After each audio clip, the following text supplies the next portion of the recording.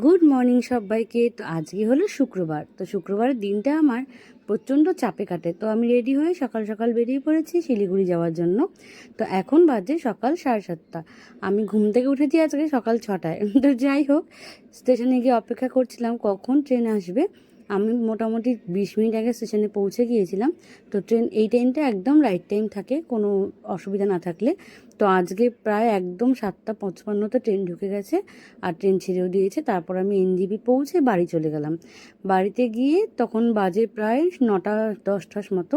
তো বাড়িতে পৌঁছে মার জন্য আমি নিয়েছিলাম ট্যাংরা মাছের ঝোল, কুমড়ার ডোগা, মানে মিষ্টি কুমড়ার ডোগা। তারপর ছিল এখানে কাঁচা আম। এগুলো সব মার হাতে পৌঁছে দিয়ে আমি এবার বেরিয়ে পড়লাম ড্রয়িং ক্লাসে যাওয়ার জন্য। প্রত্যেক শুক্রবার করে আমার ড্রয়িং ক্লাস থাকে। তো আমি শিলিগুড়িতে গিয়ে বাড়িতে একটু ঢুকে ফ্রেশ হয়ে বেরিয়ে পড়ি। তো স্যারের ওখানে পৌঁছেও গেলাম। তো আমি এখন তোমাদের দেখাবো আমি বাড়ি থেকে কি হোমওয়ার্ক করে নিয়ে এসেছিলাম। তো আজকে আমার হোমওয়ার্ক ছিল ওয়াটার কালার। তো আমি এই ড্রয়িংটা হোমওয়ার্ক করেছিলাম, দেখতেই পাচ্ছ তোমরা। আর আজকে আমি ক্লাসের শেষে এই ড্রয়িংটা কমপ্লিট করে বাড়িতে এসেছিলাম। তো যাই হোক, এবার আমি বাড়ির দিকে রওনা দিলাম ক্লাস থেকে বেরিয়ে। আজকে আমার বেরোতে একটু লেট হয়ে গিয়েছিল, আমার ট্রেন ছিল 2:45-এ। তো আমার প্রায় 1:15 মতো ক্লাস থেকে বেরোতেই হয়ে গেছিলো। তো বেরিয়ে বাড়িতে গেলাম, গিয়ে একটু ফ্রেশ হলাম। আমার একটা শাড়ি ডেলিভারি করার ছিল, সেই শাড়িটা ডেলিভারি করে দিলাম। তারপর আমি এখানে খেতে বসে পড়লাম। মাকে ফোন করে বলে রেখেছিলাম ভাত বাড়তে, যেহেতু আমি লেট ছিলাম। তো যাই হোক, তারপর মা রান্না করেছিল ডিম মামলেটের ঝোল। তো এটা খেতে আমি ভীষণ ভালোবাসি। তো চটপট ডিম মামলেটের ঝোল দিয়ে ভাতটা খেয়ে নিলাম।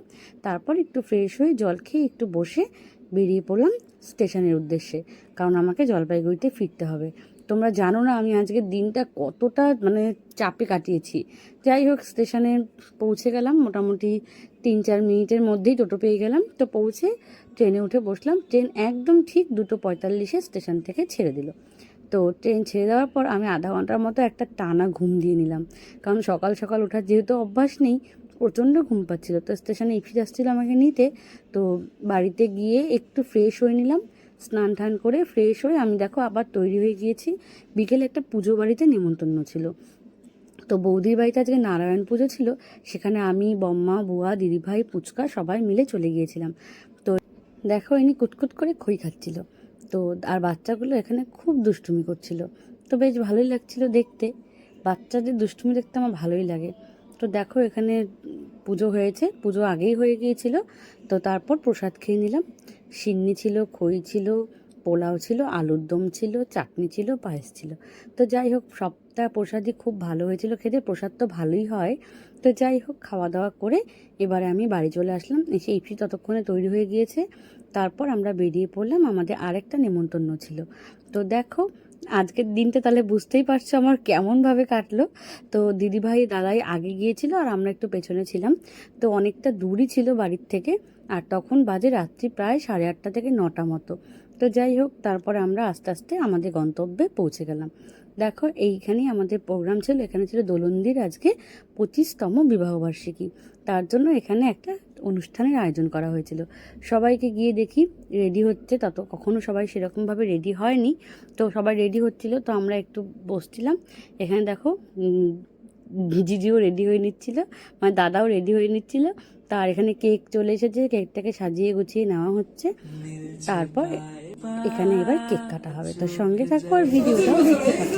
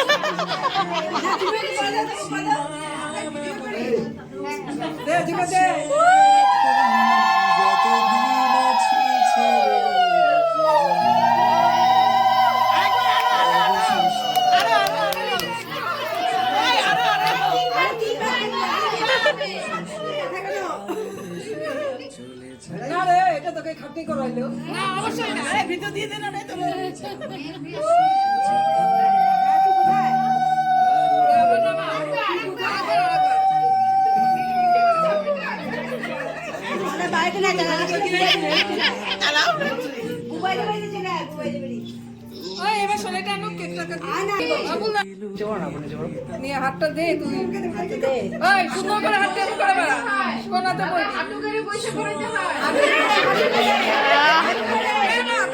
গোলাপ ফুল কই গোলাপ ফুল মাথা গোলাপ ফুল করে দেখা এই যে বলো আর নাই গোলাপ ফুল লাগবে তো এটা গোলাপ ফুল লাগবে দাঁড়াও সিঁদুর কই সিঁদুর তুমি দাঁড়াবে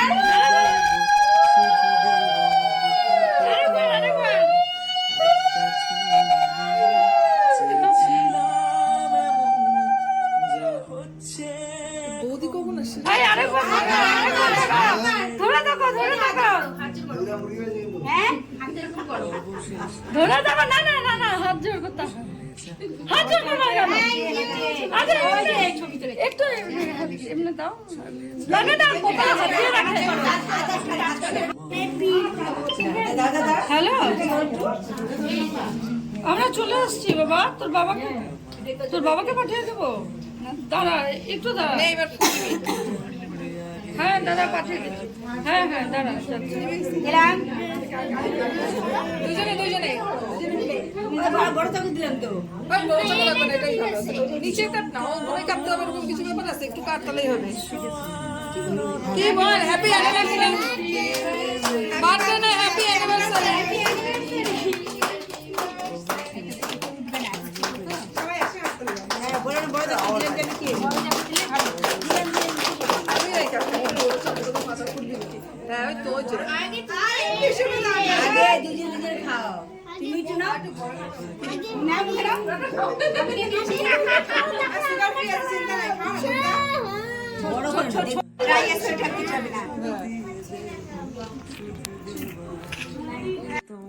কেক কাটা, আংটি বদল, মালা বদল সমস্ত পর্ব শেষ করে এবারে আমি আর দিদিভাই চলে যাচ্ছিলাম খাওয়া দাওয়ার ওখানে। তো দাদাই আর ইপসিত আগে থেকেই ওখানে বসেছিল, আমাদের জন্য জায়গা রেখেছিল। তো ফোন করে আমাদেরকে ডাকলো, তো আমি আবার দিদিভাইকে ডেকে নিয়ে এবার যাচ্ছিলাম। তো চলো তোমরাও আমার সঙ্গে খাওয়া দাওয়ার জায়গাটা এবারে ঘুরে দেখবে। তো সঙ্গে থাকো আর ভিডিওটাও দেখতে থাকো। চলে যাব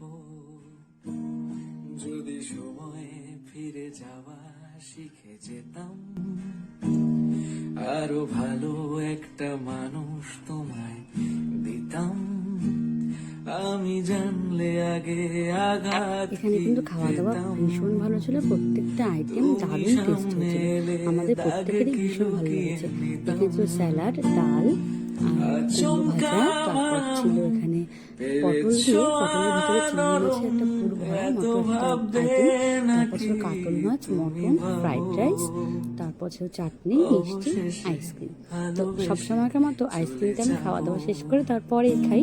তো যাই হোক, মানে হাত ধুয়ে আইসক্রিমটা খাই। তো তারপর আমরা উপরে চলে গেলাম, গিয়ে সেখানে সবার সাথে একটু ফটো তুলে নিলাম। তারপর সবাইকে বাই বাই করে আমরা বেরিয়ে আসলাম বাড়ি যাওয়ার জন্য। তো সেখান থেকে বেরিয়ে আমি আর ইপসিত একটুখানি গিয়েছিলাম হাওয়া খেতে, মানে এত সুন্দর একটা ওয়েদার ছিল। তো আমরা একটু হাওয়া টাওয়া খেয়ে একটু ঘুরে এদিক ওদিক তারপর বাড়ি ফিরেছিলাম। তো আজকের ভিডিওটা এখানেই, তোমরা জানিও কেমন লাগলো ভিডিওটা, আর অবশ্যই কিন্তু তোমরা আমার চ্যানেলটাকে সাবস্ক্রাইব করে দিও। দেখা হবে নেক্সট ভিডিও, ততক্ষণ তোমরা খুব ভালো থেকো, সুস্থ থেকো, টাটা। ভাগটাও দিয়ে দেব।